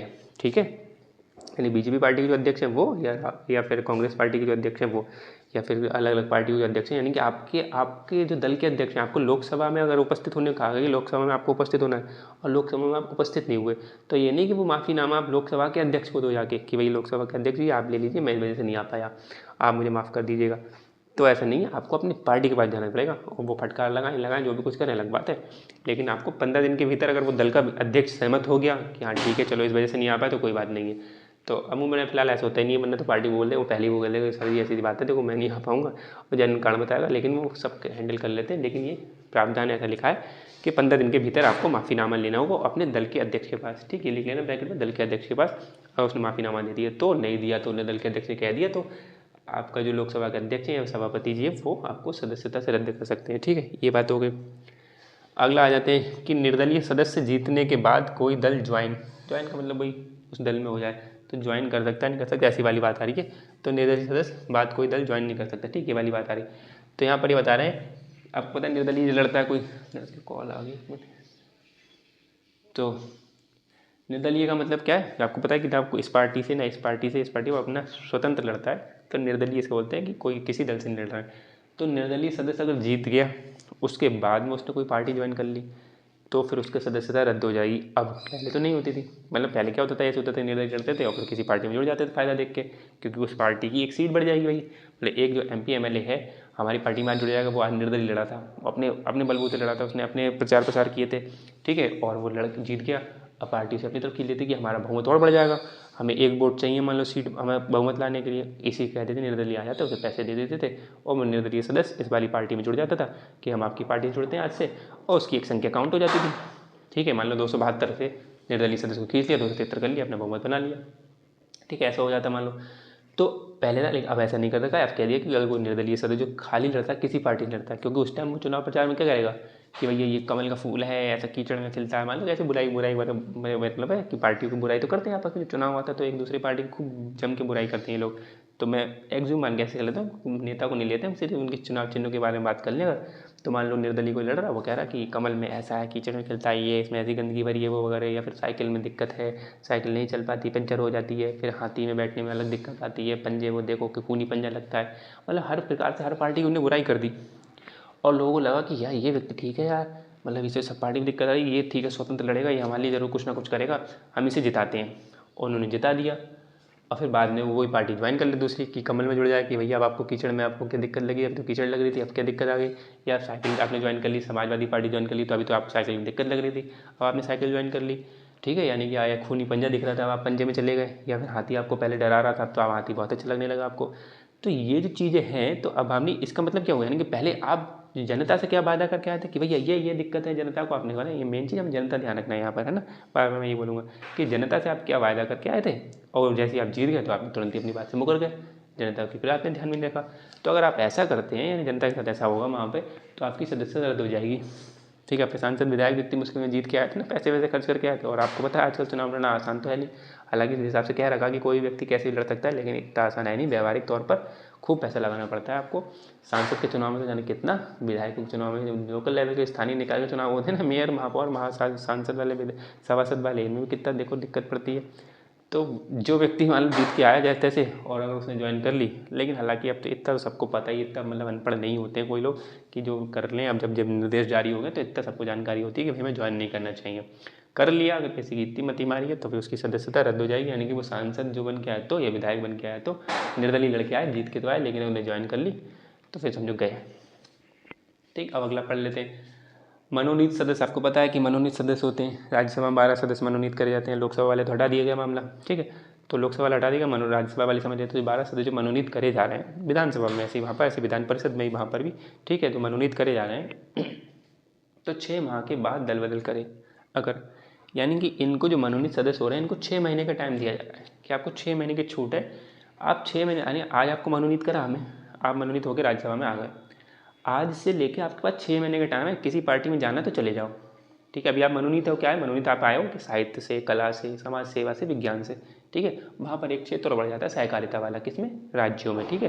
जो विधान परिषद चुने जा रहे हैं वहाँ पर क्या है, साहित्य, कला, समाज सेवा, विज्ञान, ये 4 तो हैं, लेकिन वहाँ पे एक सहकारिता वाला पॉइंट और जुड़ जा रहा है, क्योंकि सहकारिता जो है राज्य सूची का विषय है वहाँ पे आ रहा है, तो इसलिए वहाँ पे एक पॉइंट और जुड़ा रहा है। लेकिन यहाँ पे इन 4 क्षेत्रों से जो अग्रणी जो व्यक्ति है, इन 4 क्षेत्रों में जो ठीक से महारथी उसकी हासिल है, तो उसको राज्यसभा में मनोनीत करा जा रहा है, यानी वो किसी पार्टी से नहीं था। अभी जैसे ना आज ज्वाइन करा उसको, अभी से उसके बाद 6 महीने का टाइम है भाई, अभी जिस पार्टी में भी जुड़ना, बीजेपी में, कांग्रेस में, ठीक है, या फिर सपा की पार्टी में, बसपा की पार्टी में, जिसकी भी पार्टी में आपको जुड़ना, आप जुड़ जाओ, 6 महीने के पास तक का आपके पास टाइम है, आप कर लो दल बदल, ठीक है। लेकिन 6 महीने बीत जाने के बाद अगर आपने फिर किसी दल को ज्वाइन करा, ठीक, तब समझो आपकी सदस्यता, आज आप मनोनीत होकर आप सांसद बन के आए ना राज्यसभा में, ठीक है, या विधायक बन के वहाँ पहुँचे, वहाँ पर आपकी सदस्यता चली जाएगी, ठीक, ये बात समझ में आ गई होगी। दरअसल ये दिनेश गोस्वामी एक चुनावी सुधार के लिए एक समिति गठन करी गई दिनेश गोस्वामी की अध्यक्षता में, तो 1990 के आसपास चुनावी सुधार के लिए उन्होंने भी ये बात कही थी कि कोई मनोनीत सदस्य था, उन्होंने तो हालांकि ये भी कहा देते कि एक बार को कि 6 माह का भी टाइम मत दो, कि आप मनोनीत होकर आए हो, अगर आपने कोई पार्टी ज्वाइन कर ली तो आप किस बात की, आप तो मनोनीत होकर आए हो, आप तो समाज सेवा में आगे थे, आप पार्टी में क्यों आप जुड़ रहे हो, आपको आप पार्टी से मतलब है तो आप पार्टी से लड़के आते, पार्टी से टिकट जीत के आते, ठीक है। तो उन्होंने तो ऐसा क्या लिखा, हालांकि प्रावधान क्या कर दिया, 6 महीने के टाइम दे दिया कि 6 महीने की छूट है इनके पास कि 6 महीने तक आपको दल बदल करना कर लो, लेकिन उसके बाद क्या है, समझो आपको करी आपने तो आपकी सदस्यता खारिज हो जाएगी, बर्खास्त कर दिया जाएगा आपको। समझ में आ गया। अब देखते हैं हिंदी क्या है। फिर लिखा है ये कानून जो है ना, दल बदल वाला जो कानून है, दल बदल विरोधी कानून, ये कानून क्या है जो संसद के मतलब जो लोकसभा में देखे तो अध्यक्ष की बात कर रहे हैं, यानी कि लोकसभा लिखा है कानून, अध्यक्ष यानी लोकसभा के अध्यक्ष और राज्यसभा में सभापति, उन पर ये लागू नहीं होगा कानून। यानी कि दरअसल आपको पता है कि जब मान लो वोटिंग हो रही है सदन में तो एक कास्टिंग वोट होता है, ठीक। अभी हम आगे और भी पढ़ेंगे, ठीक है, संसद जो अध्यक्ष के बारे में पढ़ेंगे तो और अच्छे समझ में आएगा। लेकिन इतना समझो, अगर संसद में वोटिंग हो रही है, ठीक है, सदन में वोटिंग हो रही है, तो उसमें टाई हो गया बीच में कि भाई दोनों बराबर वाला मान लो आया, पक्ष विपक्ष। अब बात आ रही कि एक वोट अब पता है अध्यक्ष को डालना है अब, ठीक, यानी कि अध्यक्ष डिसाइड करेगा, अध्यक्ष जिधर भी वोट डाल दे अब पल्ला भारी हो गया। यानी कि 2 वोट है, अब अध्यक्ष का वोट अगर इधर गया तो ये भारी हो जाएगा, अध्यक्ष इधर गया तो ये भारी हो जाएगा, ठीक है। तो अध्यक्ष को यानी कास्टिंग वोट बोलते हैं, वो कास्टिंग वोट डालना होता है, फाइनल वाला जो वोट हुआ जब दोनों का ड्रॉ हो जाए। जब दोनों का ड्रॉ हो गया तो अध्यक्ष है, अब ये अध्यक्ष वही बात है, ये अध्यक्ष जो है राज्य लोकसभा में, हालांकि राज्यसभा में तो राज्यसभा में सभापति होते हैं, उपराष्ट्रपति होते हैं, वो राज्यसभा के सदस्य ही नहीं होते हैं, ठीक है। उनकी बात में तो यहाँ पे उतना दम नहीं आ गया इस वाले पॉइंट पे। लेकिन जो लोकसभा के जो अध्यक्ष होते हैं वो तो एक पार्टी के होते हैं, अमूमन तो ज़्यादातर जो सत्ताधारी पार्टी होती है उन्हीं के होते हैं, जो बीजेपी पार्टी है उस टाइम उन्हीं के चल रहे हैं अध्यक्ष। तो अध्यक्ष आपको पता है विप जारी होगा, दल का निर्देशक विप जारी करेगा कि जो विप क्या करेगा, जो वोटिंग हो रही है भाई इसको आपको हाँ में वोट करना है, इसको आपको ना में वोट करना है, या इसमें आपको हाँ या ना कुछ नहीं करना, तटस्थ रहना है। तो वो जो नियम है सचेतक वाला भी है, दल बदल का नियम इन पे लागू नहीं होगा कि अध्यक्ष ने मान लो पार्टी ने कहा कि हाँ करना है और अध्यक्ष को किसी एंगल पे लगा, हालांकि ऐसा होता तो कतई नहीं है, ठीक है, जो पार्टी जो कहेगी वही वो भी करेंगे। लेकिन ये बहुत विवाद में रहता है ये पद इसी चक्कर में कि भाई आप अध्यक्ष जब बन रहे हो तो अध्यक्ष का मतलब आप तो ऊपर कुर्सी में बैठे हो, आप विपक्ष विपक्ष जो भी है आप इनसे तटस्थ हो जाओ आप। लेकिन आप इस पार्टी से, अपनी पार्टी से, बीजेपी से क्यों जुड़े हो अगर आप बीजेपी चुन के? लेकिन करते हैं व्यवहारिक तौर पर ये बहुत विवाद रहता है, बना रहता है। लेकिन जो हम लोग क्या न्यूट्रल के हिसाब से समझ रहे हैं, यानी कि मान लो ड्रॉ हो गया और अध्यक्ष के पास अब वोटिंग आ गई और अध्यक्ष मान लो बीजेपी का है। अब लेकिन एक पॉइंट पे लगा अध्यक्ष को कि नहीं बीजेपी वाले हम थोड़ा गलत कर रहे हैं, ये चीज़ ऐसा होना नहीं चाहिए, पार्टी ठीक है, मेरा कास्टिंग वोट जाता है इधर, तो विपक्ष वाली पार्टी बीजेपी को नहीं दूंगा। तो उनको दल बदल कानून, दल बदल विरोधी कानून के तहत यहाँ पे सदस्यता उनकी रद्द नहीं हो जाएगी, क्योंकि वो अध्यक्ष तो सदस्य तो हैं, ठीक है, दल के भी सदस्य हैं उसके, लोकसभा के तभी तो है। मतलब लोकसभा जब जीत के आती है, अध्यक्ष को अलग से अध्यक्ष का चुनाव नहीं होता है लोकसभा में, जिसको बहुमत प्राप्त होता है, बहुमत प्राप्त पार्टी ही जब वो जीतती है वो प्रधानमंत्री बनाती है कि भाई हमारे जो इतने सांसद है इसमें से एक सांसद बन गया प्रधानमंत्री, एक सांसद बन गया विदेश मंत्री, एक सांसद बन गया ये वाला मंत्री, रक्षा मंत्री, वित्त मंत्री, ऐसे बन गया, और एक सांसद बन गए लो अध्यक्ष, ठीक, ऐसे होता है मामला। और जो फिर ऐसे चुना जाता है और अमूमन ये चलता है कि सत्ताधारी पार्टी से। तो ये जो अध्यक्ष हैं ये है तो उस दल के सदस्य, और उस दल ने अपनी पार्टी के लिए विप जारी किया था, ठीक है, सचेतक मैंने सचेतक करा विप जारी किया, निर्देश जारी किया था कि आपको हाँ करना है वोट, तो उनने कर दिया ना, तो इसलिए कानून इन पर लागू नहीं हुआ, इनको छूट देता है, ठीक है। हालांकि ऐसा व्यवहारिक तौर पर कतई नहीं होता है ना, कोई भी ऐसा नहीं है, बच्चे के कहाँ जाएगा फिर, लेकिन ऐसा है, लिख कानून जो लिखा वो हम पता पड़ा। और राज्यसभा के सभापति भी अगर ऐसा कास्टिंग वोट करते, हालांकि वो तो किसी सदस्य नहीं होते, वो तो ऐसा कर सकते हैं, उनके पास में है, वो तो किसी पार्टी से नहीं जुड़े होते हैं, तो वो ऐसा कर सकते हैं, ठीक है। लेकिन ये तो मामला समझना, मेरे ख्याल से समझ में आ गया होगा आपको ये वाली बात क्या है पेज, एक ये कानून के बारे में और एक बात है विप के बारे में, यानी कि विप भी इन पर लागू नहीं होगा, ठीक है। अब तीसरी बात करते हैं हम, ये अगली और बढ़ते हैं कि अध्यक्ष या सभापति जो होते हैं उनके निर्णय का न्यायिक पुनरावलोकन हो सकता है, ठीक है। यानी कि क्या है कि न्यायिक पुनरावलोकन कैसे हो सकता है, दरअसल क्या है कि दरअसल ये ज़्यादा दिक्कत हो गई थी बीच में, जब देखा नागालैंड की क्योतो होलन 1992 के आसपास, क्योतो होलोहन एक केस हुआ था, ठीक है, नागालैंड का केस था ये मामला। तो उस केस में फिर सुप्रीम कोर्ट ने, इसको अगर लिखना चाहो ब्रैकेट में आप लोग लिख सकते हो, कहाँ लिख दूँ, यही लिखता हूँ, छोटा छोटा दिख जाएगा आपको, जूम कर ले, बोल भी दे रहा हूँ, क्योतो होलोहन केस, ठीक है। और ये कब का है, 1992, कहीं भी 1993 भी लिखा मिल जाएगा, लेकिन 1992, तो 1992 क्योतो होलोहन केस, ठीक है। उसमें इस वाले में लिखना, इस वाले पॉइंट में, ये अध्यक्ष वाले में, ठीक है, यानी कि न्यायिक पुनरावलोकन जहाँ लिखा है उस वाले पॉइंट में ब्रैकेट में लिखना आगे कि न्यायिक पुनरावलोकन, यानी कि जो अध्यक्ष या सभापति जो कास्टिंग वोट डालेंगे ना, ये कास्टिंग वोट डालेंगे, इनका न्यायिक पुनरावलोकन होता है, क्योंकि दरअसल आपको पता है व्यवहारिक तौर पर ये क्या करेंगे, अपनी पार्टी के लिए वोट डालेंगे, कास्टिंग वोट डालने का मौका हुआ, यानी कि अब सब लोग इसी उम्मीद से देखेंगे कि अध्यक्ष जी बिल्कुल निष्पक्ष होकर वोट डालेंगे, कि अब वो पार्टी वार्टी कुछ नहीं देखेंगे, अपनी बिल्कुल निष्पक्ष जो बात सही है उसकी तरफ वोट डालेंगे। लेकिन देखेंगे क्या, हमारी पार्टी जो कह रही है वो तो डालेंगे वोट, चाहे हाँ चाहे ना, मर्जी उनकी, तो ऐसा करते हैं। तो अब ऐसा करेंगे, जो 1992 में ऐसा केस हो गया उनके वो तो अलग, तो उसमें सुप्रीम कोर्ट ने कह दिया कि अगर आप ऐसा कोई अध्यक्ष यानी सभापति करेंगे तो उनने जो कास्टिंग वोट डाला है उसका न्यायिक पुनरावलोकन हो सकता है, यानी देखा जाए कि आपने अपनी पार्टी के अंधाधुंध प्रति सपोर्ट करा है कि हाँ या ना में जो उनने कही उनने कर दिया, या आपने अपनी सूझबूझ लगाई है, देखा कि पार्टी जो प्रस्ताव आया वो सही में बीजेपी वालों की तरफ ज़्यादा पक्ष में झुका हुआ था, इसलिए मैंने वोट दिया, ना कि मैं उस दल का सदस्य हूँ इसलिए मैंने उसे वोट दिया। ऐसे करके देखा जाएगा, ठीक है। तो ऐसे करके बात होती है, तो इसलिए न्यायपूर्ण होकर उसका हो सकता है, ये ध्यान रखना। कौन सा केस है? के हो तो होल 1 1992 का केस हुआ, ठीक। नागालैंड के बारे में जब हुआ था मामला तो ज़्यादा विवाद हो गया था। दरअसल उतना घुस नहीं रहा है, क्योंकि अगर लॉ पढ़ रहे होते आप लोग बहुत हद तक, मैं लॉ की पढ़ाई यहाँ पर करवा रहा होता तो मैं और केस बताता आपको, बहुत सारे केस सुप्रीम कोर्ट के केस थे। तो जो लॉ की पढ़ाई में कर रहे हैं तो उनके लिए हो जाता है, वरना हम लोग के लिए इतना चल जाएगा, ठीक है। जानकारी के तौर पर हो सकता है, वो अलग किसी दिन कभी बात कर लेंगे उस पर। तो कि हो तो होलन केस हो गया, यानी कि और उसमें तर्क क्या दिया गया, एक तरीके से तर्क दिया गया, क्योंकि जो अध्यक्ष सभापति है ना, जो खासतौर से मेन चीज़ अध्यक्ष के बारे में ज़्यादा बात आती है, उन्हीं के ज़्यादा विवाद ज़्यादा बनता है। सभापति तो उपराष्ट्रपति होते हैं, ठीक, उन्हें वो तो सदस्य होते नहीं दल के। जो बात ये बात यहाँ पे बता रहे हैं कि जो अध्यक्ष होता है वो सदस्य, जो दल है ना उसका ही सदस्य, पहली बात तो, ठीक है, जो बहुमत में जिसका दल है, और वो जब तक वो बहुमत में है तब तक वो अध्यक्ष बना हुआ है।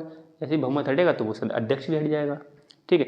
यानी कोई फिक्स नहीं है लोकसभा का अध्यक्ष, कोई अलग से बन गया था फिक्स है, उसकी ड्यूटी है 5 साल तक लोकसभा जब तक चल रही है वो अध्यक्ष बना, किसी पार्टी से उसको मतलब ही नहीं है, तब तो ठीक था। लेकिन यानी कि वो उसकी दल के प्रति दल से जुड़ के आ रहा है, तो यानी कि वो बहुमत जब तक है तब तक ही है। तो इसलिए भैया ये अध्यक्ष को कोई ऐसा नहीं बताया कि इनका जो बोर्ड है वो बहुत न्याय संगत माना जाए, इनका कास्टिंग बोर्ड है, इनका बड़ा न्याय संगत माना जाएगा, इन्होंने बिल्कुल न्यायालय की तरह फैसला करा है कि ना इसको देखा ना उसको देखा। दरअसल व्यावहारिक तौर पर क्या है, वो एक ही को देखते रहेंगे जो उनकी पार्टी है, ठीक है। तो इसलिए इनके जो निर्णय लिया है इन्हें, कास्टिंग बोर्ड जो डाला है, उस कास्टिंग बोर्ड का क्या हो सकता है, न्यायिक पुनरावलोकन हो सकता है, ये ध्यान रखना। कौन सा केस है वो भी ध्यान रखना, ठीक। ये पढ़ लिया। अब क्या वो देख रहे हैं 91वां जो संविधान संशोधन हुआ 2003 में, वो क्या है वो पढ़ा कि 91वां संविधान संशोधन से पहले लिखा हुआ ये विभाजन, और इसी को स्लैश लिख दिया या टूट, विभाजन बोल लो या टूट बोल लो, इंग्लिश में से क्या बोलते हैं, स्प्लिट, यानी कि विभाजन या टूट यानी कि स्प्लिट, और विलय, विलय का मतलब मर्जर, मिल जाना, ठीक है। तो ये कहना विभाजन या विलय, 91वां संविधान संशोधन 2003 से पहले विभाजन या विलय दोनों अपवाद थे। यानी कि मान लो 1/3 सदस्य चले जाएं अगर एक पार्टी से, ठीक है, यानी कि एक पार्टी में 9 सदस्य हैं उसमें से 3 सदस्य चले जाएं, ठीक, यानी कि 1/3 वाली बात करें, कहाँ लिख लें। अब मैं इस वाले पॉइंट को मिटा दे रहा हूँ, थोड़ा लिखने के लिए हम लोग जगह बना लें तो ज़्यादा अच्छी बात रहेगी, तो समझ में आ जाएगा। मैं इसको तो ये वाला कानून मंत्रशाला मिटा दे रहा हूँ मैं, और यहीं पे थोड़ा समझा दे रहा हूँ, क्योंकि जगह उस हिसाब से नहीं है।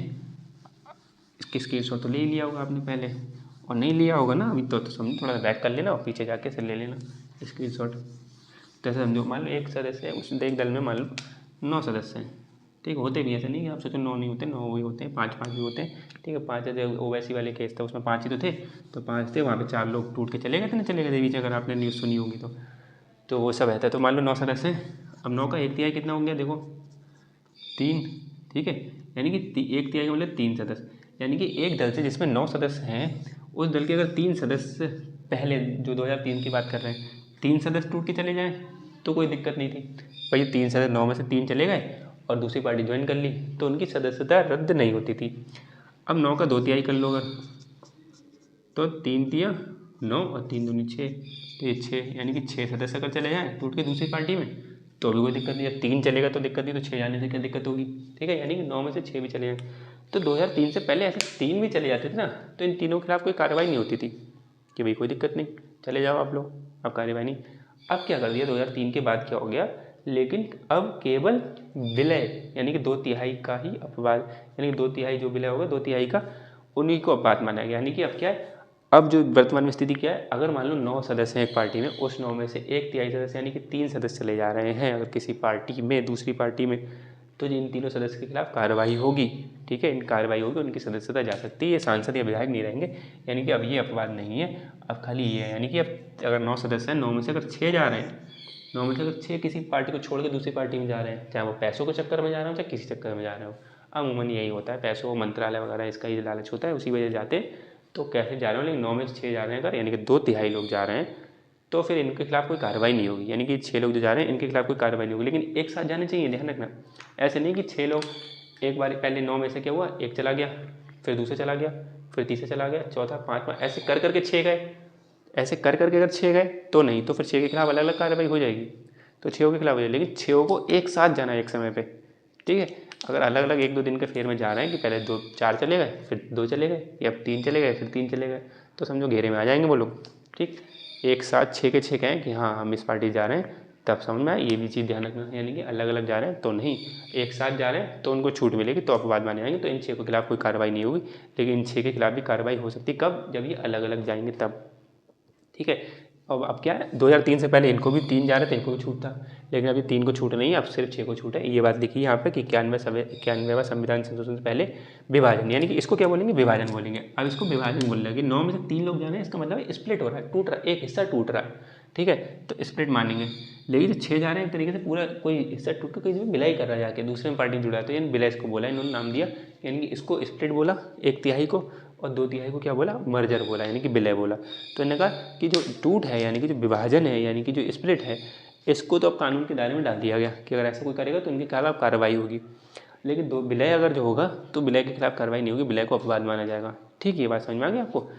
तो ये तो लगभग लोगों की विशेषताएं कानून की, हमने पढ़ ली कानून के बारे में क्या लिखा है, और हमने ये भी समझ लिया कि कानून लाया क्यों गया। तो अब देख लेते विपक्ष। दरअसल ये क्या है, तो विपक्ष मत लिखो, विपक्ष में लिख लो, विपक्ष में तर्क। विपक्ष वो वाला विपक्ष नहीं है, ये विपक्ष में तर्क, यानी कि कानून के विपक्ष में तर्क।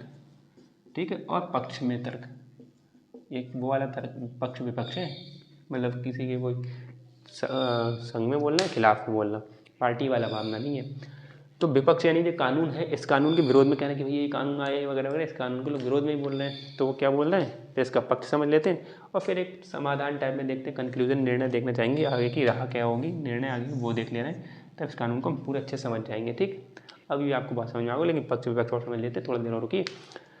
तो इसमें क्या है, आपको पता ही लिखा हुआ, संवाद की संस्कृति को अनदेखा करना, यानी कि इसका मतलब क्या है, आपको पता है लोकतंत्र है, लोकतंत्र में जो संवाद है ना, उसकी बहुत अहम भूमिका है, यानी कि वार्तालाप, बातचीत करना।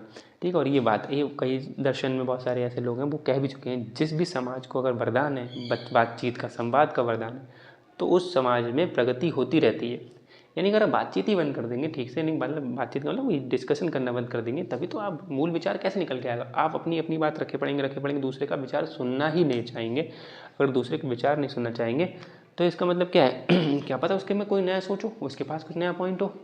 तो विचार का जहाँ पर जो वाद विवाद का वैसे कंसेप्ट है, जिस समाज में होता है वो समाज प्रगति करता रहता है। ये दर्शन के बहुत सारे दार्शनिकों ने ऐसा कहा दर्शन में सॉरी तो ऐसा करके संवाद की संस्कृति जो आज चली आ रही है, और लोकतंत्र में इसकी बहुत अहम भूमिका है। आपको पता है संविधान जो बना है हमारा, संविधान निर्माताओं ने कितनी वाद विवाद करा था, कितनी संवाद करे थे आपस में, तब जाके हमारा संविधान मिला है। और ऐसा तो है नहीं कि एक पॉइंट बोला किसी ने, बाबा अम्बेडकर ने एक पॉइंट बोला मान लीजिए, दूसरा मान गया वो तुरंत, ऐसे तो नहीं माने होंगे। बहुत वाद विवाद हुआ, हर वर्ग के लोग वहाँ बैठे थे, ठीक है, तो हर वर्ग के रिप्रेजेंटेशन वहाँ कर रहे थे, तो वो अपने अपने हिसाब से बोल रहे थे नहीं, तो बहुत वाद विवाद हुआ। और ये बहुत अच्छी बात है कि हमारे संविधान निर्माताओं ने एक पॉइंट ये तय करा कि हम कोई भी जो संविधान की किताब बन रही है, इसमें कुछ भी बात लिखेंगे ना, वो सबकी सहमति से लिखेंगे, नहीं सब लोग राजी होंगे तभी लिखेंगे।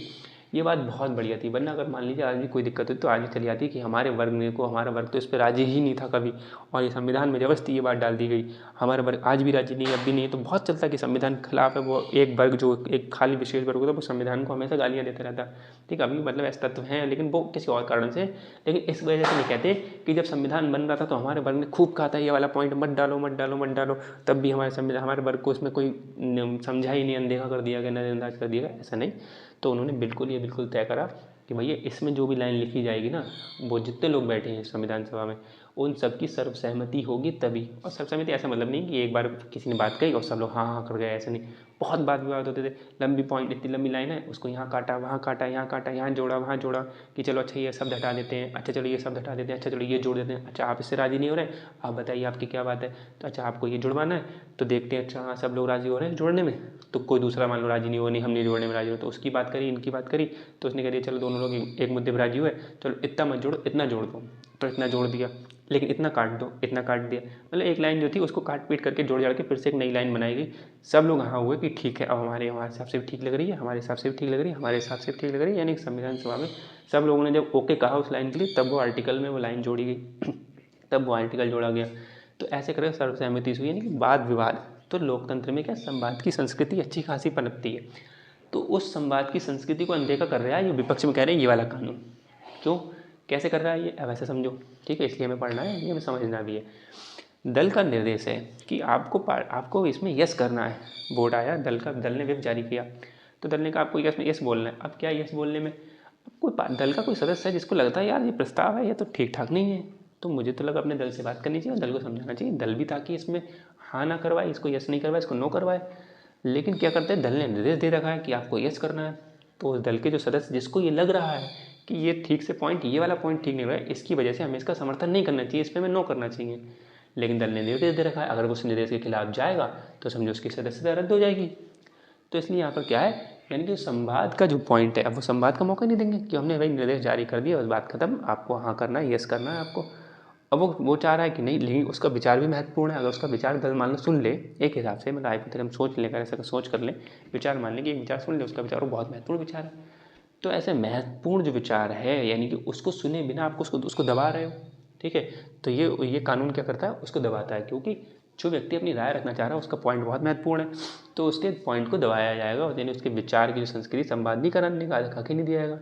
और ये बात है ही चली लगा, ये पहले क्या होता था, पहले ये मतलब क्या हर जनता का रिप्रेजेंटेटिव अलग है, ये दल में, एक दल में बहुत अलग अलग जनता, अलग अलग कॉन्स्टिट्यूंसी है सबकी, वो यहाँ से चुन के आया, वो वहाँ से आया, तो उसको अपने इलाके में अच्छी खासी खबर है। तो जनता का मतलब क्या था कि जनता ने चुन के भेजा है, और ये क्या है, बस पार्टी राज बन के रह गया, जो अगला पॉइंट हम देखेंगे। तो विपक्ष में एक मत समझो पहले, ये क्या है, संवाद की संस्कृति जो हमारे चली आ रही है उसको, यानी संवाद नहीं करनी है। जिसने किसी को अच्छा लग रहा है कि भैया आपको यस नहीं, इस पर नो करवाना चाहिए, तो उसको संवाद ही नहीं करेंगे उससे। हमने कह दिया आपको यस वोट करना है तो सबको यस वोट करना है, बात खत्म, ठीक है, बात समझ में आई। तो इसलिए संवाद की संस्कृति को अनदेखा करा जा रहा है, ऐसे लिख सकते हैं। उसके विस्तार में लिखना थोड़ा सा, जो मैंने आपको बता दिया वो ये कि अगर कोई दल का सदस्य है जिसको अपने दल के सदस्य के जो निर्देश है उसके विपरीत जाकर वोट करना है और महत्वपूर्ण उसका विचार है, तो उसके विचार को सुना ही नहीं जाएगा, अनसुना कर दिया जाएगा, ठीक है। तो यानी कि इसको अनदेखा कर दिया, संवाद की संस्कृति को हटा दिया जाएगा, ये विपक्ष में कह रहे हैं, बात एक तरीके सही है। दूसरी समझो, अभिव्यक्ति की स्वतंत्रता, वही वाला मामला इसमें जुड़ जाएगा, यानी कि जो उस व्यक्ति की अभिव्यक्ति की स्वतंत्रता है, यानी कि उसकी भी स्वतंत्रता है एक भाई, वो भी अपने एक जनता से, जनता ने उसको भेजा है, उसकी बात ही नहीं रखी जा रही है। तो जनता को उसने भेजा, वो खाली एक पार्टी का बन के रह गया, जबकि वो जनता के लिए काम करना चाहिए उसको। तो इसलिए उसकी अभिव्यक्ति की स्वतंत्रता का हनन हो रहा है यहाँ पर। हालांकि कियोतो होलन जो केस हुआ था होलन, उसमें सुप्रीम कोर्ट ने कह दिया था इसमें कोई भी ये लोकतांत्रिक जो प्रक्रिया है उसमें जो अधिकार है, लोकतांत्रिक जो अधिकार है उसमें हनन नहीं हो रहा है आपको दल की, आप जिस दल से जीत के आए हो आपको उस दल की बात सुननी चाहिए, ठीक है। बाद में सुप्रीम कोर्ट ने ऐसा कह दिया, और आपकी कोई इसमें अभिव्यक्ति की स्वतंत्रता का हनन नहीं हो रहा है, ठीक है। अगर आपको दल के विप जो जारी है उस विप के खिलाफ ही आप जाएंगे तो आपकी सदस्यता रद्द होगी, आपके पास कार्रवाई होगी, ठीक है। तो अभिव्यक्ति की स्वतंत्रता, ये विपक्ष में लोग ऐसा कह रहे हैं, लेकिन हमारी अभिव्यक्ति की स्वतंत्रता दबाई जा रही है, हमें अपना विचार रखने नहीं दिया जा रहा है। फिर क्या ये लिखा है, जनता का नहीं, यानी पार्टी राज बन के रह गया, वही वाली मामला है कि शासन क्या है, आपको पता है जनता का, जनता के द्वारा जनता के लिए, यानी कि जनता के लिए शासन है और जनता की अनुमति से ही शासन बनता है, ठीक है, जनता के द्वारा, यानी कि और उसका शासन का मुख्य लक्ष्य क्या है, जनता की प्रगति, यानी जनता की प्रगति ही शासन का लक्ष्य है। तो सब कुछ जब जनता के लिए ही है तो ये कानून जनता का तो है ही नहीं, कानून किसका है, पार्टी राज बन गया, यानी पार्टी का बन गया, यानी पार्टी जो करी बात खत्म। पार्टी में जो सदस्य अलग अलग हैं, हर सदस्य से आप सलाह मशवरा करो, हर सदस्य से संवाद करो आप कि भैया इसके खिलाफ वोटिंग होनी चाहिए, इसके पक्ष में वोटिंग होनी चाहिए, या इस पर तटस्थ रहना चाहिए, क्योंकि आप अलग अलग जनता से आपने चुन के भेजा है। तो अब क्या है, अब ये बन के रह गया कि पार्टी के कुछ ऊपर के जो लोग हैं ना, जो मेन लोग ऊपर के, जो हमने बात करें मंत्रिमंडल है ना, कैबिनेट वाले और ये जो किचन कैबिनेट वाले, ये लोग आपस में डिसाइड कर लेते हैं और ये विप जारी कर देते हैं, और जो सब नीचे के सदस्य होते हैं, पूरे सदस्य होते हैं संसद में, सदन में बैठे, यानी कि ऐसे करके मामला मानो, इससे आवाज़ ज़्यादा आती होगी ना, इसलिए कपड़ा यूज़ कर ले रहे हैं हम लोग। तो जैसे ऐसे मैंने एक पिरामिड में बना लिया, यानी कि ये दल है, ये दल, ठीक है, यानी कि ये उस दल के बहुत सारे सदस्य ये हैं, ये हैं, तो ये शीर्ष के जो 2 3 5 5 कुछ कैबिनेट वाले ये लोग ये डिसाइड करते हैं, ये शीर्ष के लोग ये डिसाइड करेंगे और ये पूरे दल को विप जारी कर देंगे कि ये भैया आपको यस करना है या नो करना है या तटस्थ रहना, बता देंगे। ये सब लोग हैं, इनकी कोई वैल्यू नहीं है एक तरीके से, तो ये जनता को रिप्रेजेंट करने बैठे हैं। हालांकि ये भी लोग अपने कहीं ना कहीं जनता को रिप्रेजेंट कर रहे हैं, लेकिन कितनी जनता को, थोड़ी सी कर रहे हैं, और वो 2 3 लोग हैं, ये सब लोग बड़ी जनता को रिप्रेजेंट कर रहे हैं, तो इनकी कोई बात ही नहीं एक प्रकार से। तो इसलिए बता रहे हैं पार्टी का बन गया, यानी पार्टी ने जो कह दिया कि हाँ करना है वोट हाँ करना है, यानी उसकी बात ही सुनना है, यानी कि ये कानून जनता का नहीं रहा, ये कानून किसका, पार्टी राज का बन गया, ये विपक्ष में कह रहे हैं।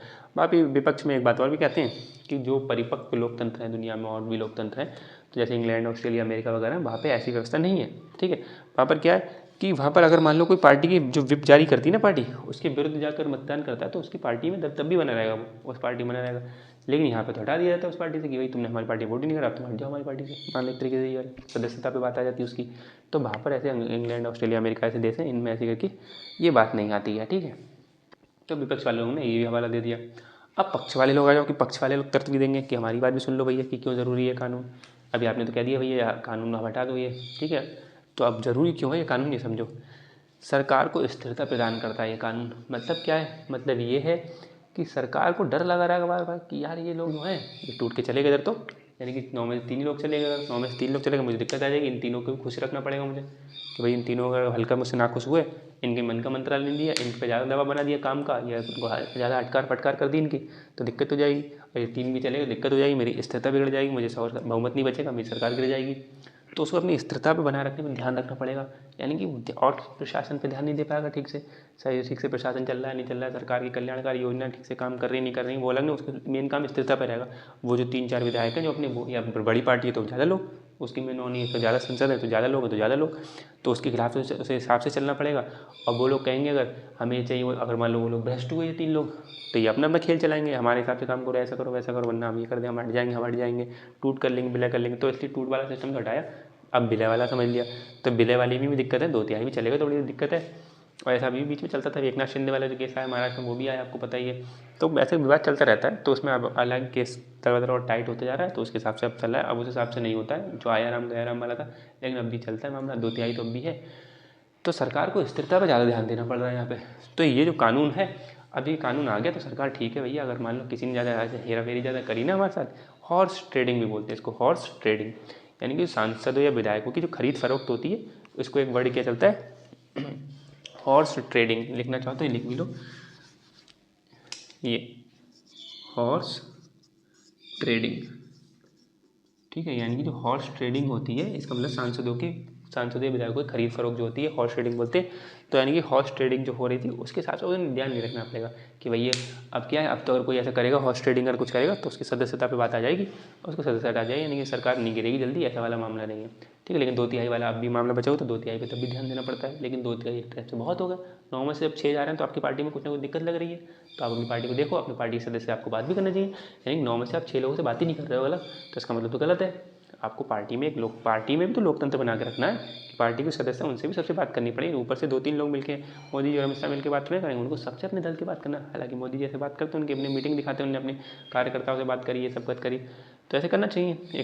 एक अच्छी पार्टी का यही मतलब जो एग्जाम्पल होता है, ठीक है।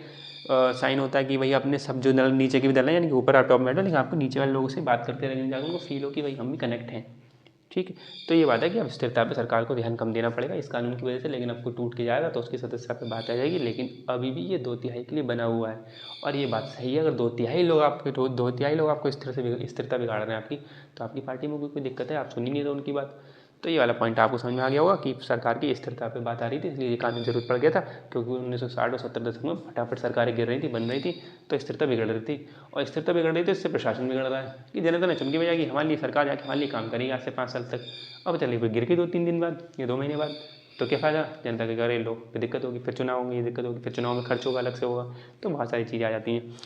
तो पहला पॉइंट हो गया। दूसरा पॉइंट क्या हो गया, प्रशासन प्रभावित होने से बच जाता है, यानी कि वही बात है, दूसरा लिंक कर रहा है पहले पॉइंट से। यानी कि क्या है कि सरकार जब स्थिर बनी रहेगी तो यानी कि प्रशासन ठीक से काम करेगा, प्रशासन वाला जो मामला चल रहा है आपका, तो यानी कि प्रशासन प्रभावित होने से बचेगा। प्रशासन प्रभावित होने से बचेगा, वही वाला मामला इसमें भी, कल्याणकारी जो योजना है वो भी प्रभावित होने से बचेंगी।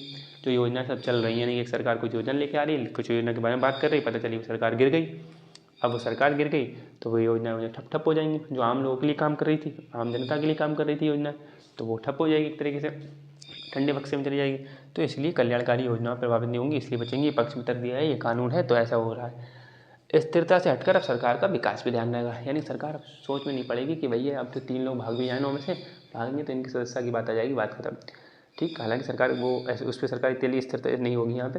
तो स्थिरता की बात में क्या आ रहा है कि अब वो स्थिरता से हट के अब वो ध्यान देंगे किस पे, विकास पर ज़्यादा ध्यान देंगे। तो पक्ष वाले लोग ये कर रहे हैं। और दूसरी बात ये हो रही है, देखो पक्ष में बात है, मेन चीज़ तो इनका ज़्यादा बदल लगेगा आपको, उनका थोड़ा कम लगेगा, तो इसलिए बोल रहे हैं दुर्भाग्य कि हमारे यहाँ कानून लाएगा। अब लोग इतनी ज़्यादा ड्रामेबाजी करी उन्होंने, इसलिए कानून लाना पड़ गया। तो पक्ष वाले एक लोग ये भी कह रहे हैं कि जो अवसरवादी जो नीति करते हैं ना जो लोग, यानी कि यहाँ अवसर पाया, पहले लोग करते थे करके यहाँ अवसर पाया, अच्छा 60 के 70 तक आया राम गया राम वाला, तो वहाँ पहुँचे, वहाँ से पैसे मिले, वहाँ अवसर दिख रहा है, वहाँ पे फायदा दिख रहा है, लालच वहाँ पे दिख रहा है, तो दूसरी पार्टी में चले गए। जो गयालाल, जो नाम ध्यान रखना गयालाल, ठीक है, तो गयालाल व्यक्ति उन्होंने क्या करा, हरियाणा के विधायक ने वही करा, 15 दिन में 3 पार्टी बदल डाली। ये तो लगा यहाँ पे अच्छा लगा वहाँ चले गए, वहाँ से पैसा लिया वहाँ चले गए। तो ऐसे करके जो लालच में जो ये अवसरवादी राजनीति चल रही है, इस पर रोक लगाता है ये कानून कि आप करके दिखाओ। अब आप 15 दिन में 3 पार्टियाँ बदल के दिखाओ, आप पे लग जाएगा कि ऐसा सदस्य रह दो, आप सांसद विधायक रहोगे नहीं। अब कौन सी पार्टी आपको लेगी जब आप विधायक नहीं रहे। तो ये वाली बात है, तो इस पर रोक लगाता है, ये वाली वजन वाली बात है।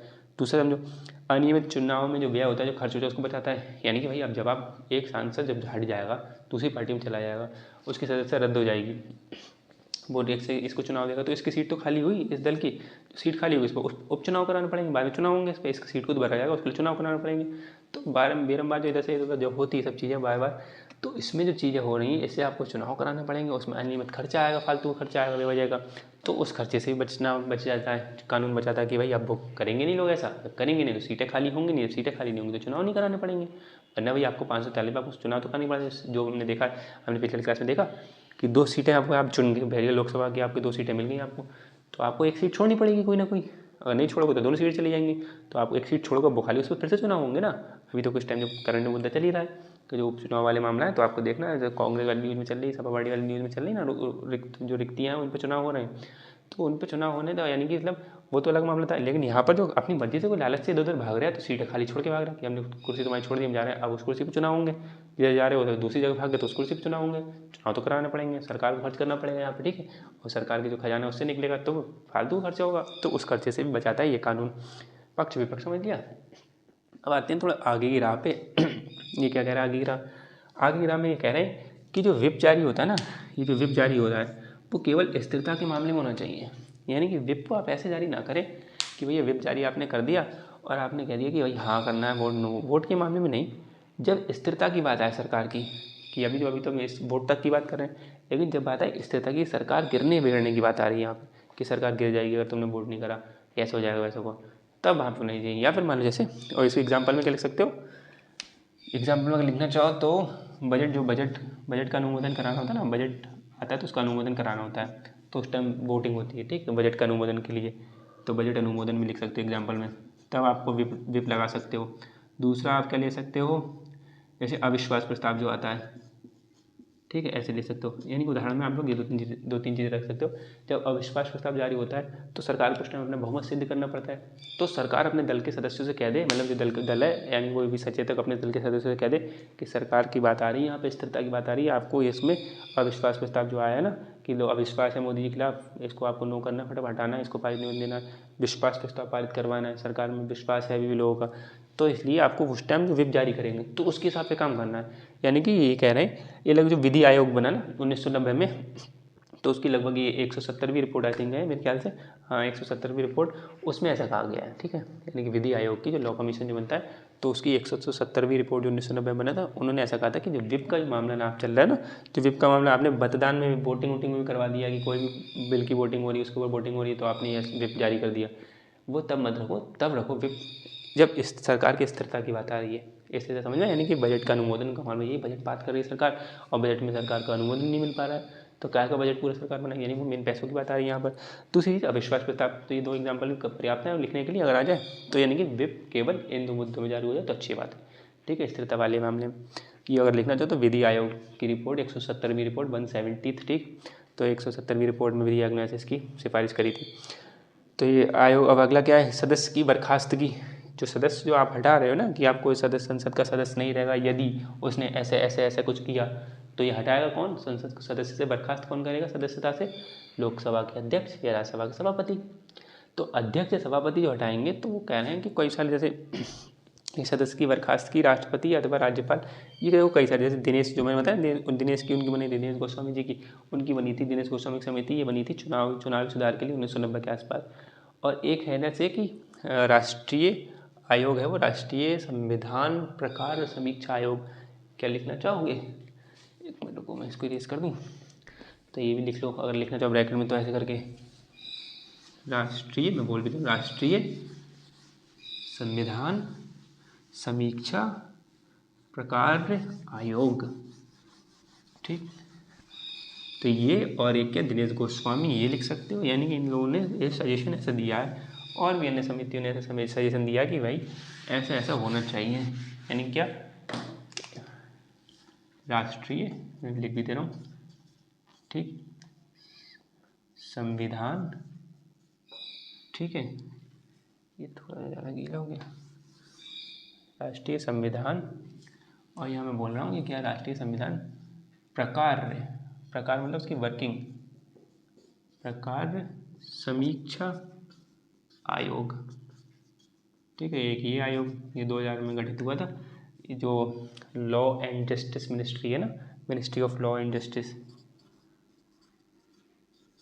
उसके अंडर में ये आता है, ठीक है, जो आयोग है। दरअसल उसके अंदर भी क्या है, एक वो है डिपार्टमेंट है, डिपार्टमेंट का होता है विधि जो संभालता है ना, तो विधि आयोग का डिपार्टमेंट है। उस डिपार्टमेंट मतलब मिनिस्ट्री के अंदर भी डिपार्टमेंट होते हैं, उस डिपार्टमेंट अंदर आता है ये। तो ये क्या है, और इसको इंग्लिश में लिखना चाहते हो क्या होगा, लिख सकते हैं नेशनल कमीशन, नेशनल कमीशन, ठीक है, टू रिव्यू, रिव्यू के लिए, to review the working, review क्या करेंगे, वर्किंग करेंगे, review the working of the constitution, ठीक है, कॉन्स्टिट्यूशन,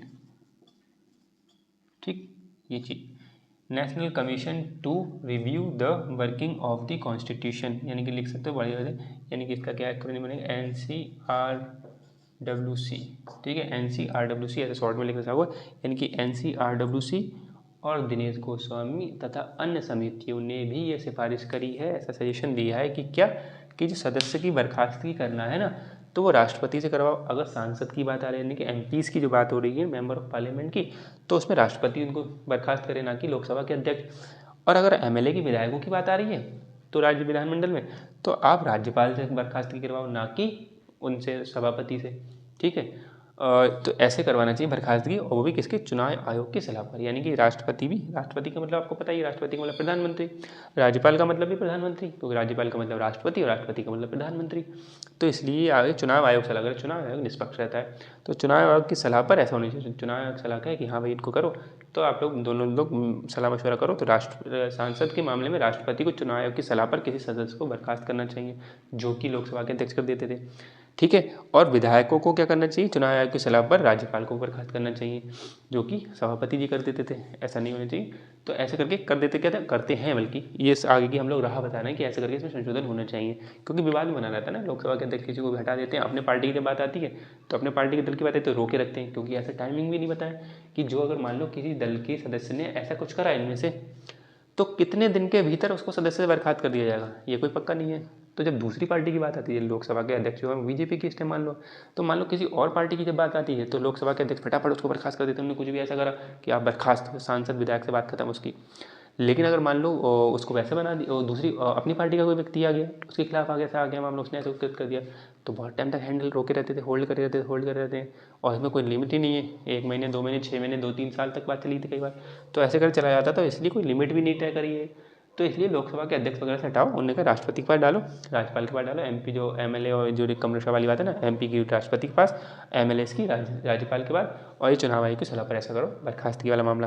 तीसरा बता रहे हैं, बहुत सारी अन्य समितियाँ और भी बनी धीरे धीरे करके। उन्होंने कहा है कि भैया जो अलग अलग समितियाँ बनी है, जैसे मान लीजिए दिनेश गोस्वामी समिति है, फिर NCRWC है, ये सब ये क्या कह रहे हैं, जो भी अपने सुधार करने को बता रहे हैं, तो उनके सुधार करने चाहिए इस कानून में। ये लग रहा है इन सुधारों में कुछ संशोधन करके फिर आपको संशोधन करनी है, यानी कि इनने कुछ बात कही, इनने 10 बातें कही हैं सर, तो इनने 10 बातें कही, आपको लग रही है कि 8 कर लो, 2 खारिज कर दो, तो ऐसा करके कोई लगता है इसमें संशोधन कर लो आप, इनकी समितियों में जो सिफारिशें करी उसमें कुछ संशोधन करके फिर कानून में बदलाव कर लो थोड़ा, तो ज़्यादा सही रहेगा, ठीक है। ऐसे करके बहुत सारी बातें कही हैं धीरे धीरे, और मतलब इतना लिख लोगे तो अभी काफ़ी, वरना है तो बहुत सारी बातें बताने की, लेकिन इतना ध्यान रखना, और भी केसेस थे ऐसे करके, लेकिन इतना पर्याप्त लग रहा है, तो इससे अब कुछ बचेगा नहीं, ये ध्यान रख लेना। अब ये हमने दल बदल विरोधी कानून पढ़ लिया, अब हम आगे संसद के बारे में और भी चीज़ें समझेंगे, और मोस्ट प्रोबेबली शायद प्रस्ताव वाला देखेंगे, जो भी देखेगा अगला लेक्चर हम संसद के बारे में पढ़ेंगे। तो ये इतना होता है, मिलते हैं अगली क्लास में, तब तक के लिए धन्यवाद, ख्याल रखिएगा।